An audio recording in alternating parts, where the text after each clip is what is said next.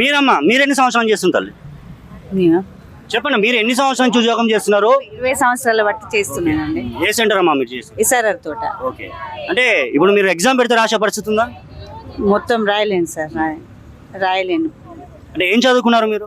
10th class వరకు చదివాను. Okay, అంటే ఇప్పుడు బేసిక్ 10th అని పెడుతున్నారా? నా 10th అండి, 10th. ఇప్పుడు ఉంది మరి, ఇప్పుడు అంటే ఈ వయసులో మీకు 10th సర్టిఫికేట్ ఉన్నా కూడా మీరు వెళ్ళి మీరు ఎగ్జామ్ రాసే పరిస్థితి ఉందా తల్లి? ఎగ్జామ్ రాసే పరిస్థితి లేదండి. రాస్తారమ్మా మీరు? అంటే మీరు కొద్దిగా యంగర్ మరి, అంటే వాళ్ళేమో పెద్దవాళ్ళు, మీరు రాసే పరిస్థితి ఉందా ఎగ్జామ్?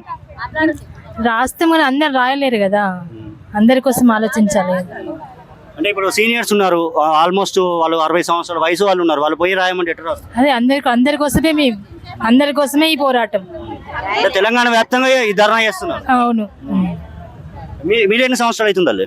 14 సంవత్సరాలు అవుతుంది సార్ మేము చేయబట్టి. కానీ ఎగ్జామ్స్ అంటే అందరూ రాయలేరు కదా, కొంతమంది రాస్తారు. ఇప్పుడు 5-6 సంవత్సరాల నుండి కొత్తగా చేరుకున్నారు కదా, వాళ్ళు రాస్తారు కావచ్చు, కానీ మేమైతే రాయలేము కదా. రైట్, చూస్తున్నాం. అంటే వీళ్ళు అంటే ఇన్ని సంవత్సరాల నుంచి ఆల్మోస్ట్ మేము ఒక 20 సంవత్సరాల నుంచి మేము సేవలు అందిస్తున్నాం. ఈ రోజు వరకు కూడా మేము కరోనా వారియర్స్ లాగా కూడా కరోనా టైంలో మేము ఫైట్ చేసిన పరిస్థితి నెలకొంది. ఆ కుటుంబాలని మేము దాదాపు ప్రతి ఒక్క కుటుంబాన్ని మేము రక్షించిన సిచ్యువేషన్ నెలకొంది. మా ప్రాణాలను తెగించి మా ఫ్యామిలీని కాదని మేము కనీసం హాస్పిటల్ చుట్టూ కూడా దాదాపు మెడిసిన్ తీసుకొచ్చి ఇళ్ళలో కూడా తీసుకుపోయి ఇచ్చిన సందర్భాలు ఉన్నాయి. కానీ ఈ రోజు తెలంగాణ రాష్ట్ర ప్రభుత్వం మళ్ళీ కాంగ్రెస్ పదవి చేపట్టినాక మమ్మల్ని ఎగ్జామ్ రాయమంటే ఎలా రాస్తామని చెప్పేసి వీళ్ళు స్ట్రైక్ చేస్తున్నారు తెలంగాణ వ్యాప్తంగా. ఈ ఎగ్జామ్ ఖచ్చితంగా తీసేయాలి, ఎందుకంటే మా మెయిన్ డిమాండ్ నా ఎగ్జామ్ ఇప్పుడైతే మేము రాయలేము, ఎందుకంటే 60 సంవత్సరాలు పైబడిన వాళ్ళం మేము ఉన్నాం, ఇన్ని సంవత్సరాలు మేము సేవలు అందించాం. బట్ ఈ రోజు మేము ఎగ్జామ్ రాయమంటే మేము ఎట్లా రాస్తాం? కొత్త నియామకాలు పెడితే, బట్ ఆ కొత్త నియామకాలకు ఎట్లాగో మీరు ఎగ్జామ్ పెడతారేమో, బట్ ఇన్నేళ్ళ నుంచి వాళ్ళు సేవ చేశారు.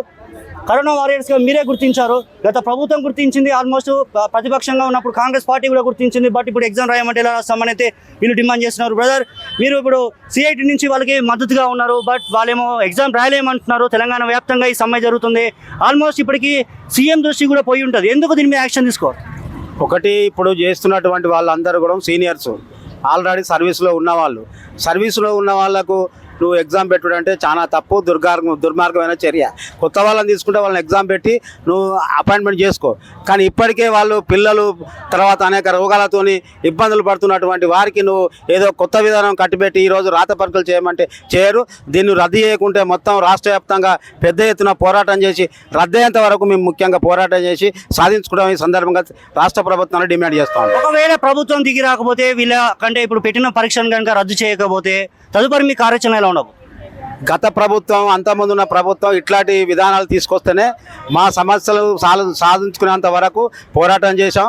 ఈ పోరాటంలో ప్రభుత్వాలు దిగొచ్చిన తప్ప కార్మికులు ఎక్కడ ఓడిపోలేదు. కాబట్టి ఈ ప్రభుత్వానికైనా చెప్తా ఉన్నాం, ఈ విధానాలను తక్షణమే రద్దు చేయాలి. అదేవిధంగా సర్వీస్లో ఉన్న వాళ్ళు ఎవరికైతే ఉన్నారో ఖచ్చితంగా సుప్రీంకోర్టే తీర్పిచ్చింది, కనీస వేతనం నెలకు 26,000 రూపాయలు ఇవ్వాలనేది తీర్పిచ్చేది. ఆ లెక్క ప్రకారంగానే వీళ్ళందరికీ తీర్పిచ్చి 26,000 రూపాయలు ఇవ్వాలి. అదేవిధంగా ఈఎస్ఐ పిఎఫ్ సౌకర్యం వెంటనే కల్పించాలి.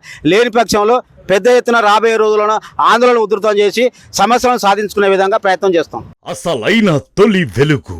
ఫాలో వాట్సాప్ @తొలి వెలుగు official.